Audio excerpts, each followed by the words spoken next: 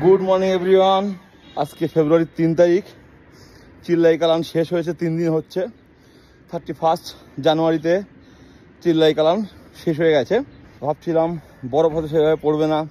মানুষ অনেকে জিজ্ঞাসা করছিল যে কাশ্মীরে গিয়ে কী দেখবো মার্চ এপ্রিল মাসে, বরফ সেভাবে নেই। খারাপ লাগছিল খুব, কারণ চিল্লাই কালান শেষ হয়ে যাচ্ছিল।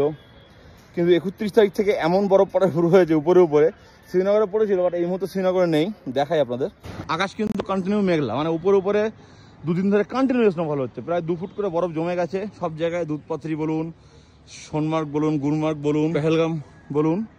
শ্রীনগরে কিন্তু বৃষ্টি হচ্ছে হালকা হালকা। দেখুন এখনও মেঘ করে আছে, সকালবেলা হচ্ছে না, রাত্রে বৃষ্টি হয়েছিল, কালকেও হয়েছিল। সেভাবে বরফ শ্রীনগরে পড়েনি, বাট বৃষ্টি হচ্ছে, মেঘলা করে আছে। আর বরফ পড়ছে উপরে উপরে। মার্চ এপ্রিল মাসে আসলে আপনারা প্রচুর বরফ পাবেন, চিন্তা করার কোনো কারণ নেই। আর সকালবেলা ডাল লেক, এটা হচ্ছে আমাদের হোটেলের ছাদ থেকে এখানে সাজানো হবে মার্চ এপ্রিল মাসে।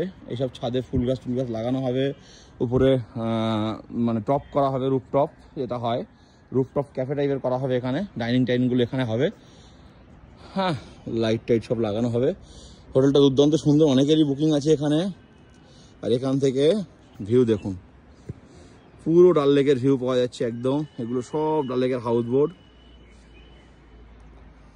আর এইদিকে হচ্ছে মেন গেট, আর সেই উপরে হচ্ছে একদম শঙ্করাচার্য টেম্পল। গেস্ট আছে বলে সেভাবে কোথাও বেরোতে পারছি না, সেভাবে ভিডিও করতে পারছি না। আজকে আবার একটা গেস্ট আছে এই সেম হোটেলে। 4 তারিখে একটা গেস্ট আছে, মানে কালকে। তো কন্টিনিউ এখন গেস্ট আসছে। আর আমার যা কাজ জানেন, একটু সার্ভিস তো দিতেই হবে, কারণ আমরা যেভাবে খাবার দাবার দিই, নিজেদের কিচেন হাইজেন মেনটেন করে আমরা রান্না করি, এবং আমরা যা খাবার দাবার দিই আনলিমিটেড খাবার দাবার দিই। আজকে ছিল হচ্ছে মাটন, লাল লাল ঝাল ঝাল। দাদা, খাওয়া দাওয়া কেমন হয়েছে? মোটামুটি এই কদিন যা খাওয়া দাওয়া হচ্ছে ঘরের মতো স্বাদ পাচ্ছেন? খুবই ভালো, খুব সুন্দর রান্না হয়েছে, ঘরের মতো রান্না পুরো। সেই জন্যই তো আমাদের নিজস্ব কিচেন, যাতে ঘরের মতো স্বাদ পান। তোমরা বলো, খাওয়া দাওয়া ঠিক আছে? পলনিয়া সুরজ দা ভাই, যা খাচ্ছ তুলনার বাইরে। বাড়ি থেকে যে বাইরে এসছে এটা অনুভবই হচ্ছে না। বাস এইটুকুই চাই।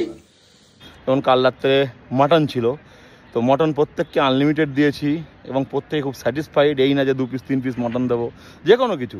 এভরিডে মিনিমাম 2 দিন চিকেন থাকে, 1 দিন মটন থাকে, 3 দিনও চিকেন হয়ে যায় কখনো কখনো। মাছ তো থাকবে 1-2 দিন, 1 দিন হয়তো ডিম থাকে। তো সব মিলিয়ে মিশিয়ে একটা বাজেটের মধ্যে রাখি, মধ্যবিত্ত সাধ্যের মধ্যে। একেবারে খুব হাইফাই না, আবার একেবারে নর্মালও না, কারণ নর্মাল সস্তা জিনিস কোনোদিন ভালো হয় না, আপনারা সবাই জানেন। তো সস্তায় প্যাকেজ করে এত ভালো খাওয়া দাওয়া, এইভাবে সার্ভিস কিন্তু আমি দিতে পারবো না। অনেক হয়তো কম পয়সায় ট্যুর করায়, তো সেখানে যেসব গেস্টরা আসেন তারা হয়তো শুধুমাত্র টাকাটাই দেখেন, তারা দেখেন না যে আমাদের সার্ভিস, আমাদের পরিষেবা কেমন, এসবগুলো। তো এটাই বলবো যে আমাদের সার্ভিস দেখুন, আমাদের পরিষেবা দেখুন, আমাদের খাওয়া দাওয়া দেখুন, এটাও কিন্তু একটা ইম্পর্টেন্ট ব্যাপার। আর হোটেল টোটেল তো আসেই, কিন্তু হোটেল তো আপনি আর সারা জীবন থাকবেন না, 2 দিন 4 দিন থাকবেন আবার বাড়ি চলে যাবেন।